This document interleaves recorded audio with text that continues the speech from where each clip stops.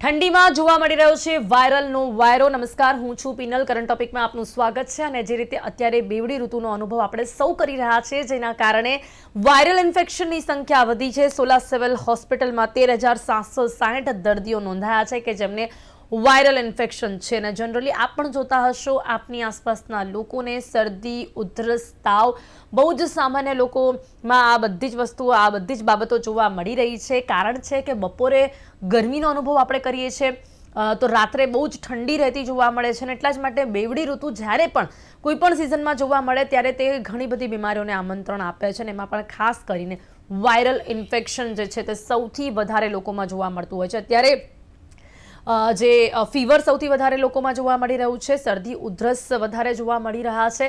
તો ઠંડી, જ્યારે ઠંડુ વાતાવરણ હોય છે ત્યારે ઠંડુ વાતાવરણ હોવાના કારણે અને બીજી બપોરે જ્યારે ગરમ વાતાવરણ હોય ત્યારે આ બેવડી ઋતુ હોય ત્યારે આપણે જોઈએ છે કે લોકોની રોગપ્રતિકારક શક્તિ પણ ઘટી જતી હોય છે। એવામાં બહારનું ખાવું કે પછી ઠંડુ ખાવું એ ક્યાંક લોકોને નુકસાન પહોંચાડતું હોય છે। અને જેના કારણે અત્યારે વાયરલ ઇન્ફેક્શનના વધતા કેસોને અટકાવવા માટે આજે આપણે ડૉક્ટર સાથે વાત કરી રહ્યા છે, લોકોની પાસેથી જાણવાનો પ્રયાસ કરી રહ્યા છે કે અત્યારે જે પ્રકારની બેવડી ઋતુ છે, જે પ્રકારે વાયરલ ઇન્ફેક્શન વધુ જોવા મળી રહ્યું છે, તેનાથી બચવા માટે શું કરી શકાય છે। જેની માટે મારી સાથે અહીંયા જોડાઈ ગયા છે વૈદ્ય ડૉક્ટર જય પટેલ અને એમડી ફિઝિશિયન છે ડૉક્ટર ધર્મેશ ભાટી। આપ બંનેનું સ્વાગત છે। Welcome to current topic. સૌથી પહેલા જયભાઈ, આપની સાથે શરૂઆત કરીશું। જે પ્રકારે અત્યારે બેવડી ઋતુ આપણને જોવા મળી રહી છે, પહેલા તો જ્યારે પણ બેવડી ઋતુ હોય ને ત્યારે એ શરીરને કઈ રીતે નુકસાન પહોંચાડે છે? કારણ કે જનરલી પણ એવું કહેવામાં આવે છે કે આપણે એસીમાં હોઈએ તો તરત ગરમીમાં બહાર ના જવું, બપોરે તડકામાં, તડકામાં હોઈએ તો તડકામાંથી તરત એસીમાં ના જવું, પાણીમાં બી એવું કહેતા હોય છે લોકો કે તરત આપણે ગરમીમાંથી આવી તો ઠંડુ પાણી ના પીવું। એટલે ક્યાંક જ્યારે એકદમ ઠંડીથી ગરમી અને ગરમીથી ઠંડી હોય એ કઈ રીતે શરીરને નુકસાન પહોંચાડે છે? જયજી। અત્યારે જે છે ને કે અત્યારે આપણે શિયાળાની શરૂઆત થઈ રહી છે। છેલ્લા 15 દિવસથી આપણે જોઈએ છે કે ઠંડીની શરૂઆત થઈ રહી છે, જોડે જોડે ચોમાસું વિદાય લઈ રહ્યું છે। એટલે કે આ જે સમય જે છે એ ચોમાસું અને શિયાળો બંનેનો વચ્ચેનો સમય છે। એટલે જે રીતે આપણે જોઈએ ને કે જે રીતે કુદરતની અંદર જે રીતે આ થાય છે કે ઠંડી, ગરમી, પ્લસ માઇનસ એ બધું, એ રીતે આપણી બોડીની પણ એક રિધમ હોય છે કે એને પણ સેટ થવું હોય કે હવે ઠંડીની સિઝન આવે છે તેને કઈ રીતે સેટ થવું। જો આ જે 15-20 દિવસ કે એક મહિનાનો જે સમય છે એને અમે આયુર્વેદમાં કહીએ કે ઋતુ સંધિ છે। તો એ સિઝનમાં આપણે શું કરવું જોઈએ કે જે જતી સિઝન છે, મતલબ કે ચોમાસું હવે જઈ રહ્યું છે, તો ધીમે ધીમે ચોમાસાની જે પણ આપણી આદત હોય, જે આપણે ખાનપીન કરતા હોય, જે રીતે આપણે કપડાં પહેરતા હોય કે જે બધું આપણે ચોમાસાનું જે ફોલો કરતા હોય, એ ધીમે ધીમે એ વસ્તુઓને આપણે છોડવાની છે। પ્લસ શિયાળાની જે વસ્તુઓ ખાવા પીવાની છે કે આપણે જેમાં સ્વેટર પહેરતા હોય, ટોપી પહેરતા હોય કે જે શિયાળાના આપણે જે પાલન કરતા હોય દિનચર્યાનું, તો એનું ધીમે ધીમે અપનાવવાનું છે। જો આ રીતે આપણે આ ફોલો કરતા રહીશું, આ રીતે આપણે પદ્ધતિ પાડતા રહીશું, તો આપણે જે આવનારા જે રોગો છે એના સામે બચી શકીશું। પ્લસ કે હવે જુઓ કે ગરમીની ઘણી વખત એવું થાય કે અત્યારે ગરમી લાગે તો આપણને એવું થાય કે એસી કરી દઈએ, આ કરી દઈએ, પણ એનો બને એટલો અત્યારની સિઝનમાં ઓછો ઉપયોગ કરવાનો। કેમ કે તમારી બોડી હવે જે છે ને એ ઠંડીની સિઝન માટે ટેવાઈ રહી છે। જોડે જો તમે એને ઉનાળા માટેની જે આપણે એસી નો ઉપયોગ મોસ્ટલી આપણે ઉનાળામાં કરતા હોય, પણ જો તમે બોડીને ઉનાળાનું ટેમ્પરેચર આપો છો, કૃત્રિમ ટેમ્પરેચર, તો બોડીને હાર્મફુલ કરે। એટલે તમે નવા નવા રોગોને તમે આમંત્રણ આપવાનું ચાલુ કરો છો। એનો મતલબ એવું થાય એના કરતા તમારે એવું કરવું જોઈએ કે શિયાળામાં જે વસ્તુ, ધારો કે સ્વેટર પહેરવાનું છે, ટોપી પહેરવાની છે, અથવા તો ગરમ પાણી પીવાનું છે, એ વસ્તુઓ ધીમે ધીમે ધીમે આપણે ઇન્ક્લુડ કરવી જોઈએ અને ગરમીની કે ચોમાસાની જે વસ્તુ છે ધીમે ધીમે છોડવી જોઈએ। જી જી જી, બિલકુલ। અને એની સાથે સાથે આપણે એ જોઈએ કે જ્યારે બપોરમાં બહુ ગરમી પડતી હોય અને રાત્રે ઠંડી થતી હોય, તો શું આ એક મહત્વનું કારણ છે કે જેના કારણે વાયરલ ઇન્ફેક્શનના કેસો વધી રહ્યા છે? અત્યારે શરદી, ઉધરસ, તાવ જે જનરલી જોવા મળે છે એનું કારણ આ જ છે કે આપણે બેવડી ઋતુનો અનુભવ કરી રહ્યા છીએ? યસ, 100, હા, 101% આ જ કારણ છે કે આ જે ઋતુ સંધિનો કાળ જે છે એમાં બોડી આપણી રિધમ સેટ કરતી, એટલે રિધમ સેટ નથી થતી બોડીની, કે બોડીને કેવું છે કે ઠંડી ગરમી એવું રહે છે, તો એના કારણે આ બધા કેસો વધવાની શક્યતાઓ વધતી ને વધતી રહે છે। એટલે આ જે એક મહિનાનો જે ગાળો છે એમાં સૌથી વધારે કેસ શરદી, ઉધરસ અને તાવના જોવા મળતા હોય છે। એટલે વાયરલ જ છે, ઋતુજન્ય રોગ છે। હવે ઋતુજન્ય જે રોગ છે એના બચવા માટે શું કરવાનું, જેમ મેં તમને કીધું આગળ, એ જ રીતે કે જે ઋતુ આવી રહી છે ને એની વસ્તુ આપણે એક્સેપ્ટ કરવાની, એની વસ્તુઓ ખાવા પીવાની ચાલુ કરવાની, તો આપણે એનાથી બચી શકીએ। પ્લસ કે હવે જે છે ને આ જે 2-3 મહિના તમારે એક વસ્તુનું દરેક વ્યક્તિએ ધ્યાન રાખવાનું કે પીવા માટે હંમેશા હુંફાળું ગરમ પાણી જ વાપરવાનું, ફ્રીજનું કે ઠંડુ કે એવું પાણી નહીં વાપરવાનું. ઘણા લોકોને એવું હોય કે ભાઈ ગરમ પાણી અનુકૂળ નથી આવતું કે એવું કઈ થતું હોય, તેમને શું કરવાનું કે પાણી લીધું, એને બરોબર વ્યવસ્થિત ઉકાળો, અડધું કરી દો, પછી એને ઠંડુ પાડી દો, નોર્મલ ટેમ્પરેચર ઉપર લાવી દો અને પછી એ પાણીનો ઉપયોગ કરો. તો એ પાણી તમને શું કરશે કે સુપાચ્ય રહેશે. અને મેઇનલી અમારા આયુર્વેદમાં તો શું કીધું છે કે બધી જ વસ્તુઓ જે છે કે તમામ રોગો જે છે એ ડાયજેશનને રિલેટેડ જ થતા હોય, કે ટોક્સિન્સ જે છે ઉત્પન્ન થતા હોય તમારી બોડીના અંદર, એના કારણે જ તમને તાવ આવે, શરદી આવે, ઉધરસ આવે, એ બધી વસ્તુ. તો તમે આવું ગરમ પાણી કેવું પીતા રહો ને તો તમારા જે ટોક્સિન્સ જે છે એ શરીરમાંથી બહાર નીકળી જાય, તો એ તમને બહુ સારો એવો ફાયદો કરી આપે છે. જી બિલકુલ. એટલે આપણે એવું જોતા જોઈએ છે કે બધી જ બીમારીઓ ક્યાંક ને ક્યાંક પેટની સાથે જોડાયેલી હોય છે, ખોરાકની સાથે જોડાયેલી હોય છે. ડોક્ટર ધર્મેશ, હવે અત્યારે આપની પાસે કેવા કેસીસ વધારે આવી રહ્યા છે ને વાયરલ ઇન્ફેક્શન વધવાના કારણો શું જોવા મળી રહ્યા છે? અત્યારે જોવા જઈએ તો અત્યારે લોકોને શરદી, ઉધરસના, તાવના, ન્યુમોનિયાના આવા બધા પેશન્ટો અમારે વધારે જોવા મળતા હોય છે. સાઇનસના પ્રોબ્લેમ હોય, ગળાના ઇન્ફેક્શનો હોય, ફેફસાના ઇન્ફેક્શનો હોય, આ બધી વસ્તુનું પ્રમાણ અત્યારે વધારે જોવા મળી રહ્યું છે. એનું રીઝન એક જ છે કે અત્યારે શિયાળામાં ઠંડા વાતાવરણમાં અમુક વાયરલ ડિઝીઝનું પ્રમાણ વધારે જોવા મળતું હોય છે, અને વાતાવરણના કારણે બી આપણે શરદી, ઉધરસ અને તાવના કેસીસ વધારે પ્રમાણમાં જોવા મળતા હોય છે. અને મોસ્ટ કોમનલી આપણે જોઈએ તો આ ઋતુમાં મુખ્યત્વે જે છે એ રોગનું જે કારણ જે છે એ વાયરસ અને બેક્ટેરિયલ ઇન્ફેક્શન જ હોય છે. ઋતુ પ્રમાણે અમુક બેક્ટેરિયા, અમુક વાયરસનો ઉપદ્રવ છે એ સમયગાળા દરમિયાન વધતો હોય છે. પ્લસ સાથે સાથે તમે જે પહેલા કીધું કે મિક્સ ઋતુ, અત્યારે તમે દિવસે સવારના ટાઈમે ઠંડી હોય છે, રાતના ટાઈમે ઠંડી હોય છે, બપોરના ટાઈમે તડકાના કારણે થોડી ગરમી હોય છે.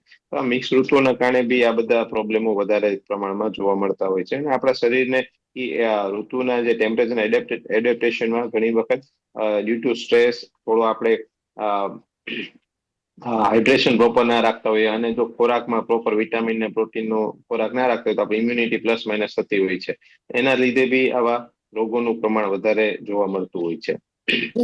ડોક્ટર ધર્મેશ, અત્યારે લોકોને અચાનક જ તાવ આવી જાય છે. એ ફીવર વાયરલ ઇન્ફેક્શન જ હોઈ શકે, પરંતુ શું ઠંડી જે અત્યારે વધી રહી છે તેનું અચાનક જ વધતું જે તાપમાન છે એ ન સહન કરવાના કારણે અત્યારે ફીવર સૌથી વધારે જોવા મળી રહ્યું છે.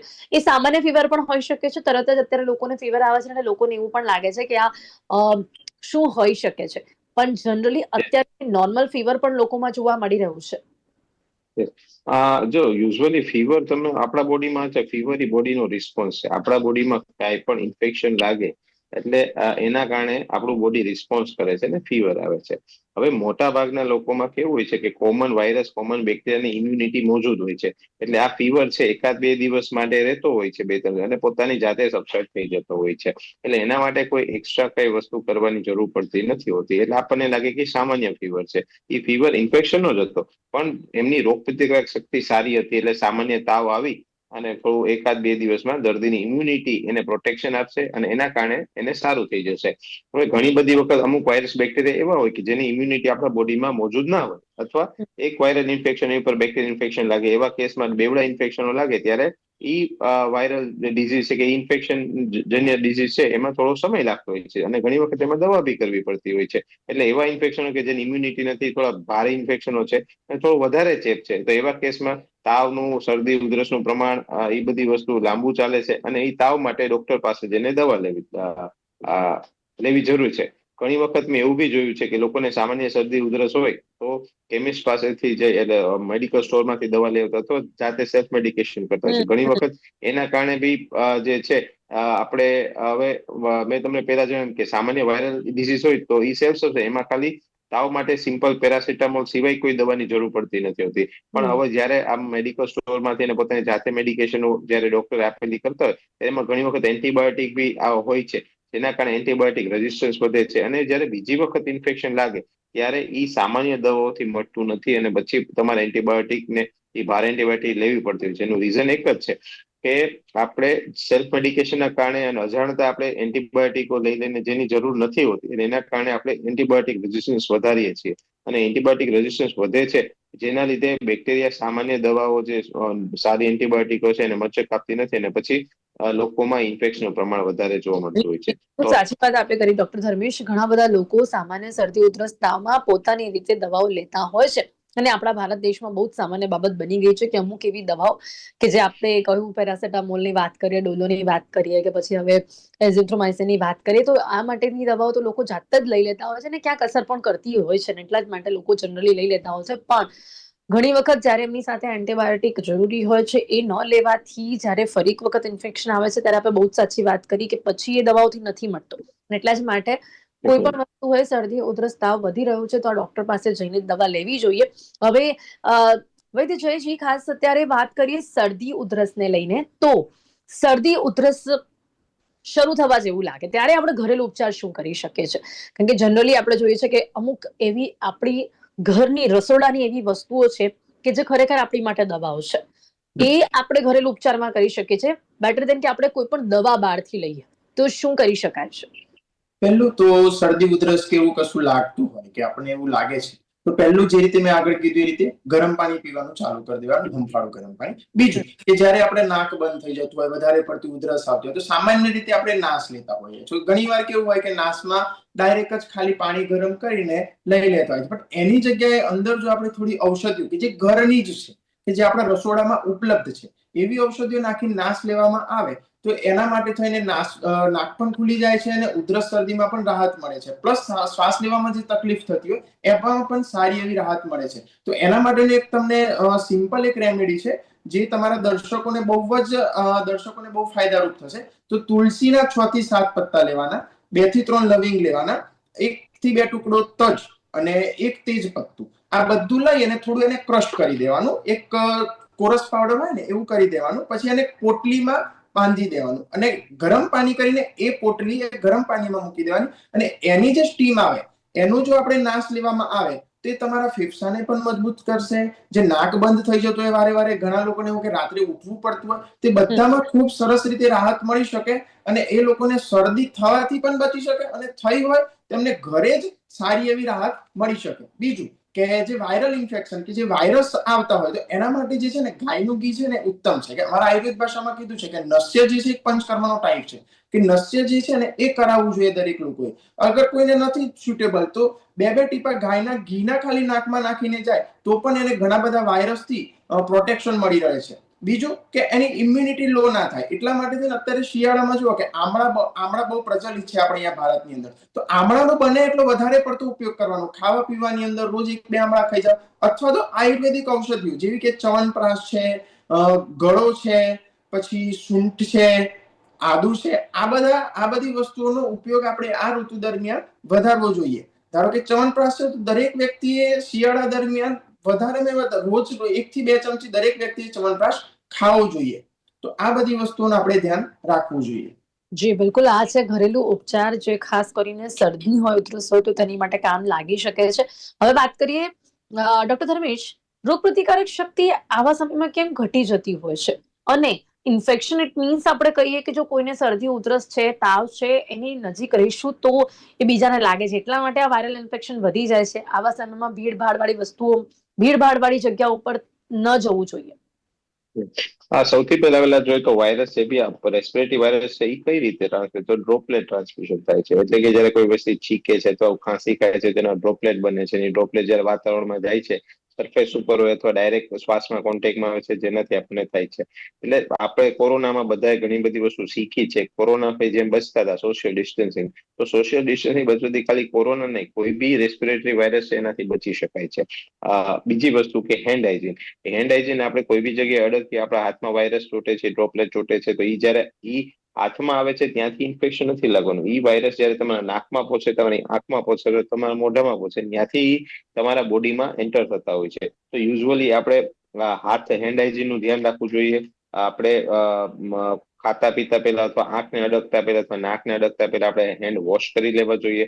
આપણને છીંક આવે કે ઉધરસ આવે તો મોઢાને કવર કરીને ઉધરસ ખાવી જોઈએ. બીજી વસ્તુ માસ્ક પહેરવું જોઈએ. જો આપણને શરદી ઉધરસ હોય તો આપણો ચેપ બીજાને ના લાગે તો એના માટે આપણે માસ્ક પહેરવું જોઈએ, જેથી કરીને આપણો જે શ્વાસનો રોગ છે એ આપણા પરિવારમાં, આપણા ઘરમાં જ બીજાને ના લાગે, પ્લસ આપણા આજુબાજુ આપણા ફ્રેન્ડ સર્કલ છે, ગ્રુપ છે, અથવા તમે ક્યાંય જાઓ છો તો એવા કોઈ વ્યક્તિને લાગે.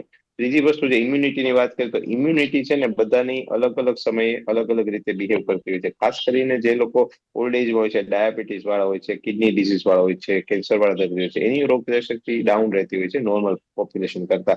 તો આવા વ્યક્તિઓને જે વૃદ્ધ લોકો છે, જે આ રીતે કોઈ બીમારીથી પીડાય છે, એવા લોકોમાં પણ ઇન્ફેક્શનનું પ્રમાણ છે એ બહુ વધારે પ્રમાણમાં જોવા મળતું હોય છે. બીજી વસ્તુ કે જયારે આપણે સ્ટ્રેસ કરીએ છીએ, આપણે જોયું છે કે જયારે આપણે થાક ઉજાગરા કરીએ છીએ, આપણે ખાવાનું ટાઈમે નથી ખાતા હોય, આપણે કોઈ પ્રસંગમાં આપણે બહુ થાક લાગેલો છે, એના પછી આપણને તાવ આવે છે. એ તાવ જે છે ઇન્ફેક્શન જ બતાવે છે. યુઝ્યુઅલી એ તાવ આવ્યો કે કારણ કે આપણી ઇમ્યુનિટી આપણા સ્ટ્રેસના કારણે આપણા બોડીને આપણે પ્રોપર રેસ્ટ નથી આપ્યો, પ્રોપર ખોરાક નથી આપ્યો, પ્રોપર પાણી નથી પીધું. આ બધી વસ્તુના કારણે જે થાક લાગે છે, શરીરને ઘસારો લાગે છે, એના કારણે ઇમ્યુનિટી ઓલ ઓવર શરીર જે રીતે થાક લાગે છે, એમ શરીરની ઇમ્યુનિટીને બી થાક, એના કારણે ઇમ્યુનિટી ડાઉન થાય છે. અને જે નોર્મલ વાયરસ બેક્ટેરિયા હોય છે આપણા શરીરમાં છે ને, આપણને તાવ આવતો હોય છે.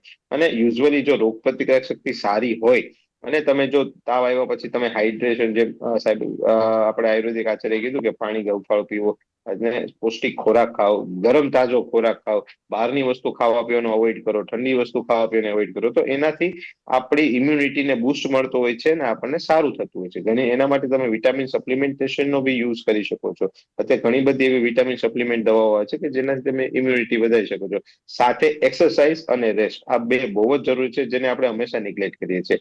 રેગ્યુલર એક્સરસાઇઝ કરવી, વોકિંગ, જોગિંગ, સૂર્યપ્રકાશમાં જવું અને તમારા બોડીને રાતે સૂતી વખતે પૂરો રેસ્ટ આપો. કારણ કે ઘણી વખત આપણે જે સ્ટ્રેસફુલ લાઈફસ્ટાઈલ, આપણે ઊંઘતા નથી, ઓછું ઊંઘતા હોય છે, કામનું પ્રેશર હોય છે, બીજું પરિવારનું પ્રેશર હોય છે, બીજા ઘણા બધા સામાજિક પ્રેશર હોય છે. તેવા ઘણી વખત મારે પેશન્ટ આવે કે ઊંઘ નથી આવતી રાતે, તો એવા લોકોને મેડિટેશન કરીને મગજ શાંત થાય એવી કોઈ વસ્તુઓ કરીને પ્રોપર ઊંઘ લેવી જોઈએ. 7 થી 8 કલાકની ઊંઘ લેવી જોઈએ, જેથી કરીને બોડીને પ્રોપર રેસ્ટ મળે. અને રેસ્ટ દરમિયાન જ આપણું બોડી રિકવર થતું હોય છે. આપણે જે કામ કરીએ છીએ, આપણે જે ઘસારો આપીએ છીએ, જે એક્ટિવિટી કરીએ છીએ, બધી વસ્તુ રિકવર બોડી ક્યારે કરે છે? આપણે જયારે સૂઈએ છીએ ત્યારે. એટલે ઊંઘ એટલી જ જરૂરી છે જેટલું આપણે એક્સરસાઇઝ જરૂર છે.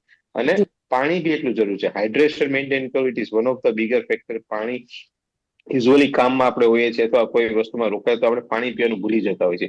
તો એ બધા લોકોને પ્રોપર ટાઈમે પાણી પીવાનું, રેસ્ટ કરવાનું અને પૌષ્ટિક આહાર, જેનાથી આપણે ઇમ્યુનિટી વધારી શકીએ છીએ. જી બિલકુલ, બહુ જ સાચી વાત આપણે કરી. પાણી એ સૌથી વધારે ઇમ્પોર્ટન્ટ છે. આવા સમયમાં તો ઠંડીમાં વધુ પાણી પીવાતું નથી અને એના કારણે લોકો ઓછું પાણી પીતા થાય છે. એટલા માટે પણ ક્યાંક લોકોની રોગપ્રતિકારક શક્તિ ઘટી જતી હોય છે. હવેથી જયજી, બીજી ઇમ્પોર્ટન્ટ વાત કે આપણે જોઈએ છે, જ્યારે વાત ઉધરસની હોય ને, ત્યારે ઘણા બધા લોકોને બહુ ઓલ ઓફ સડન ઉધરસ આવતી હોય છે. ઓલ ઓફ સડન ઉધરસ એટલી વધી જતી હોય છે કે બહુ લાંબા સમય સુધી ઉધરસ આવવાના કારણે ગળામાં ઇન્ફેક્શન થઈ જાય છે. અને બીજી એક ઇમ્પોર્ટન્ટ વાત કે ઉધરસ રાત્રે વધારે આવતી હોય છે. રાત પડતાની સાથે લોકોને વધુમાં વધુ ઉધરસ આવતી હોય છે. ત્યારે લોકો જનરલી સિરપ લેતા હોય છે. તો એ સિવાય બીજું શું કરી શકાય છે જેથી કરીને રાત્રે આવતી અચાનકની જે ઉધરસ છે તેને રોકી શકાય? હવે જે છે ને, શિયાળાની શરૂઆત થઈ રહી છે. તમારે આયુર્વેદિક ભાષામાં કહેવાય કે અત્યારે વાયુનો પ્રકોપ વધારે થાય, એટલે ઠંડા પવનો, ઠંડી ઠંડી વસ્તુ વધારે થતી હોય. તો આવી સિઝનમાં શું કરવાનું કે આપણે જોતા આવીએ છીએ કે આપણી પેઢીઓથી ચાલતું આવે છે કે જૂના જમાનાથી, કે આપણે મેથીના લાડવા છે, પછી ઘીનો ઉપયોગ થોડો વધારે કરતા હોય, વસાણું કે કચરિયું છે એ બધું બનાવીને ખાતા હોય. કે એ બધી વસ્તુ શું કરે કે તમારી શરીરની અંદર જે ડ્રાયનેસ આવે છે એ ડ્રાયનેસને પૂરી કરે. કારણ કે ઉધરસ જે છે, લુખી ઉધરસ જે વધારે પડતી આવે ડ્રાયનેસના કારણે આવે છે, કે બોડી ડ્રાય થઈ રહ્યું છે. ઓલરેડી બહારનું વાતાવરણ જે છે એ વાયુ વાળું છે, એ ડ્રાય થયું છે અને બોડીને ઇફેક્ટ કરે છે, વધારે ડ્રાયનેસ આવે છે. તો જમવાની અંદર ઘીનો ઉપયોગ થોડો વધારવો જોઈએ. પ્લસ હળદર વાળું દૂધ અથવા તો હળદર વાળું પાણી એ પીવાનું ચાલુ કરવું જોઈએ. પ્લસ શુંઠી વાળું શીત જલ, એટલે કે ધારો કે 1 થી 1.5 લીટર પાણી લઈ એને અંદર 1 થી 1.5 ચમચી સૂંઠ નાખી એને 10 થી 15 મિનિટ ગરમ કરી અને આખો દિવસ હુંફાળું પાણી પીવામાં આવે તો જે ગળાની અંદર ખરાશ કેવું આવતું હોય તે બધી વસ્તુઓમાં તમને રાહત મળે છે. પ્લસ ઉધરસમાં પણ તમને સારી એવી રાહત મળતી હોય છે. પ્લસ ખાવા પીવાનું બહુ જ ધ્યાન રાખવું પડે કે આવી જે તમને તકલીફ થઈ રહી છે, ઇન્ફેક્શન થઈ રહ્યા છે વારે ઘડીએ, તો એમાં તમારે છે ને જમવાની અંદર દાળ ભાત છે, ખીચડી છે, ચોખાનું પાણી છે, મગનું પાણી છે, મગની દાળ, આ બધી વસ્તુઓનો વધારે પડતો ઉપયોગ કરવાનો હોય. પ્લસ જે સિઝનેબલ શાકભાજી અને સિઝનેબલ જે ફ્રૂટ્સ મળતા હોય, ફ્રૂટ્સનો વધારે પડતો ઉપયોગ કરવાનો હોય છે. જોડે જોડે ઘણી વાર કેવું હોય કે લોકોને તાવ આવતો, એના જોડે શરીરમાં બળતરા થતી હોય, ઘણી વાર ચક્કર આવતા હોય, તો આવા બધા લોકોએ કાળી દ્રાક્ષ છે, મોસંબી છે, આવા બધા ફ્રૂટ્સ જે છે એનો થોડો વધારે પડતો ઉપયોગ કરવો જોઈએ. પ્લસ ચંદન છે, એવા બધાથી સિદ્ધ કરેલું જળ અથવા તો સિદ્ધ કરેલું પાણી એ એમને પીવા માટે આપવું જોઈએ. અને જો એવું લાગે તો નજીકના કોઈ પણ આયુર્વેદિક ડોક્ટરનો સંપર્ક કરી અને એની સલાહ લઈને તમારી પ્રકૃતિ અનુસાર કઈ રેમેડી શૂટ થાય છે એ રીતે તમારે દવાઓ અને આગળની રેમેડી ફોલો કરવી જોઈએ. તમારી જે ઉધરસની જે સમસ્યા છે ને એમાંથી તમે સારી રીતે બચી શકશો. જી બિલકુલ. એટલે રાત્રે અચાનક જો ઉધરસ આવે તો એની માટે પણ આ ઘરેલું ઉપાયો કરી શકાય છે. ડોક્ટર ધર્મેશ ભાટી, ઉધરસ માટે જનરલી લોકો જે સિરપ લેતા હોય છે, ઘણી વખત સિરપને લઈને પણ ઘણા સવાલો ઉભા થતા હોય છે કે વિધાઉટ પ્રિસ્ક્રિપ્શન સિરપ ના લેવી, પણ અમુક સિરપ લોકો પોતાના ઘરમાં જ રાખતા હોય છે અને એ સિરપથી ઘણી વખત ઉધરસ બંધ પણ થતી હોય છે. પણ એવું કરવું કેટલું હિતાવહ? એવું કરવું જરાય હિતાવહ નથી. કારણ કે કોઈ બી હું તો એક બહુ સિમ્પલ વસ્તુ કહું છું કે જે વસ્તુમાં આપણે પારંગત હોઈએ એ વસ્તુ આપણે કરવી જોઈએ. જેમ કે આજે દવાઓ છે, દવાઓની ઇફેક્ટ બી હોય, સાઈડ ઇફેક્ટ બી હોય, એના ઇન્ડિકેશન બી. સિરપ ઘણી બધી જાતની આવતી હોય છે અને એમાં કઈ જાતની સિરપ તમારા બોડીને અનુરૂપ છે, તમને કયા પ્રકારનું ઇન્ફેક્શન છે, તમને કયા પ્રકારની એના આધારે સિરપના પ્રકાર અને બધા change છે. એટલે મારી સલાહ તો હંમેશા એવી જ રહે છે કે હંમેશા તમે કોઈ બી દવા લેતા પહેલા તમે તમારા ફેમિલી ડોક્ટર અથવા નજીકના કોઈ એમડી ડોક્ટરનો સંપર્ક કરો. ઈ જે દવા આપે એ પ્રમાણે જ દવા લો. કારણ કે જયારે દવા આપશે ત્યારે તમારી હિસ્ટ્રી, તમારા બોડી સ્ટ્રક્ચર, તમારે કોઈ દવાની એલર્જી, બધી વસ્તુ plus previous medical condition, diabetes, BP, બધી વસ્તુને ધ્યાનમાં રાખીને કોઈ ડ્રગ ઇન્ટરેક્શન ના થાય એ પ્રકારની તમારા બોડીને કોઈ નુકસાન ન પહોંચે એ પ્રકારની દવાઓ અને સિરપ લખતા હોય છે. એટલે જાતે તો સિરપ ના જ જોઈએ. બીજી વસ્તુ આપણે જે હમણાં વાત કરી એમાં એક વસ્તુ વધારાની એડ કરીશ કે હંમેશા ઉધરસ આવે છે એનું રીઝન જ છે કે તમને ગળામાં નાનું મોટું ઇન્ફેક્શન છે. તમે સમજી ગયા? એટલે યુઝ્યુઅલી શરૂઆતના તબક્કામાં જયારે આવે છે ત્યારે તમે ઉધરસની શરૂઆત થાય છે એ દર્શાવે છે. બરાબર? એટલે તમે પ્રોપર સલાહ લ્યો, ડોક્ટરની સલાહ લ્યો અને એ રીતે કરો. સિમ્પલમાં સિમ્પલ તાવ માટે તમારે જાતે દવા લેવી તો એક જ દવા લઈ શકાય, જે છે પેરાસિટામોલ. પેરાસિટામોલ સિવાય હું કોઈ પણ દવા જે છે, કારણ કે રાતે ઘણી વખત તાવ આવે, રાતે ડોક્ટર અવેલેબલ ના હોય અથવા તમે જઈ શકો એવી કોઈ પોઝિશનમાં ના હોય, તો એવા કેસમાં તમે સિમ્પલ સામાન્ય પેરાસિટામોલ તમે એક ટાઈમ લઈ શકો છો. અને જો બીજા દિવસે ફરીથી તાવ આવે તો તમે ડોક્ટર ધર્મેશ, પરંતુ ન્યુમોનિયા અત્યારે વધી ગયો છે, તેના માટે આપની શું ઉપાય છે? ત્યાં સુધી આપણો કેસ ન જાય તેની માટે પણ આપણે કેવી રીતે બચી શકીએ છીએ? એના માટે જો કોઈ બી ઇન્ફેક્શન ત્યારે જ વધે છે જ્યારે આપણી રોગ પ્રતિકારક શક્તિ ડાઉન રહે છે. બરાબર છે? એટલે તમે જો વહેલી સારવાર લેશો, વહેલા તમે ડોક્ટરને, મેં તમને એ જ સમજાવ્યું કે હંમેશા લોકો શું કરે છે કે સામાન્ય દવાઓ લઈ 2-4 દિવસ ચલાવે છે અને એના કારણે ઘણી વખત વધી જતું હોય છે. એટલે યુઝ્યુઅલી કોઈ બી ન્યુમોનિયાની શરૂઆત શરદી ઉધરસથી જ થાય છે. જે સામાન્ય શરદી ઉધરસ ગળાનું ઇન્ફેક્શન છે એમાં બી શરદી ઉધરસ હશે. ન્યુમોનિયાની શરૂઆત બી તાવ, શરદી ઉધરસ સાથે જ થવાની છે. પણ ન્યુમોનિયામાં કફનું પ્રમાણ ઝડપથી વધે છે, ફેફસા ઇન્વોલ્વમેન્ટ થાય છે, જેથી આગળ જતા શ્વાસ લેવામાં તકલીફ પડવી, ઓક્સિજન લેવલ ડાઉન થવું, આ બધા પ્રશ્નો ઉભા થતા હોય છે. એટલે ત્યાં સુધી ન જાય એના માટે તમે શરૂઆતના ઇન્ફેક્શનમાં જો શરૂઆતથી જો તમે પ્રોપર ડોક્ટરની સલાહ પ્રમાણે દવા લીધી હશે તો એમાં જી જવાની શક્યતાઓ ઘટી જશે. બીજી વસ્તુ, ઘણી વખત વાયરસ કે બેક્ટેરિયા એટલા બધા શક્તિશાળી હોય છે કે દવા લેવા છતાં બી ઘણી રિસ્પોન્ડ નથી કરતા હોતા. તો એવા કેસમાં તમારે ડોક્ટરને પાછું બતાવી અને પ્રોપર એમાં ઘણી વખત ઇન્જેક્શન લેવા પડતા હોય છે, નેબ્યુલાઇઝર લેવા પડતા હોય છે, જેથી તમારો કફ છે, તમારું ઇન્ફેક્શન છે, ઝડપથી મટાડી શકાય. તો આ જી બધી વસ્તુઓ તમે પ્રોપર સલાહ લઈને કરશું તો આપણામાંથી બહાર આવશું. અને ખાસ જી કરીને જે લોકો સુધી ડાયાબિટીસ વાળા છે, કિડની આપણું ડિઝીઝ વાળા છે, માટે આપણે પહેલેથી ધ્યાન રાખવું જરૂરી છે.